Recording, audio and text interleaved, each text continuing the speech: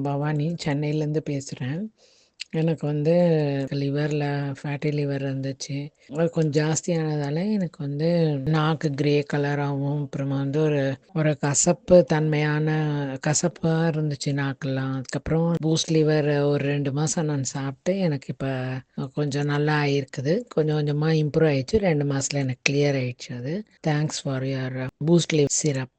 Fatty liver இருக்கிறவங்களுக்கு ஒரு சில அறிகுறிகள் அடிக்கடி வர பிரச்சனைகள்னு பார்த்தீங்கன்னா பசி எடுக்கிறது குறையும், செரிமான பிரச்சனைகள் இருக்கும், எப்போவுமே ஒரு நெஞ்சு எரிச்சல் இருக்கும், கேஸ் வரும், ஏப்பம் வரும், சில பேருக்கு வந்து வயிறு வலி, வயிறு வீக்கம், மோஷன் போகிறதுல சிக்கல், தூக்கமின்மை, கல்லீரல் சூடாகும் போது தூக்கம் வராது, தூக்கமின்மை, இதெல்லாமே வந்துட்டு பார்த்தீங்கன்னா அந்த ஃபேட்டி லிவர் கண்டிஷனோட அசோசியேட்டாக இருக்கிற பக்க விளைவுகள். நமக்கு வந்துட்டு இந்த நோய் எதிர்ப்பு சக்தியை கொடுக்கறது இதுதான். அதனால தான் கல்லீரல் பாதிப்பு இல்லாதவங்க கூட கல்லீரலை புதுப்பிக்கக்கூடிய இந்த பூஸ்ட் லிவர் எடுத்துக்கிறதுங்கிறது ரொம்ப ரொம்ப நல்லதுங்க.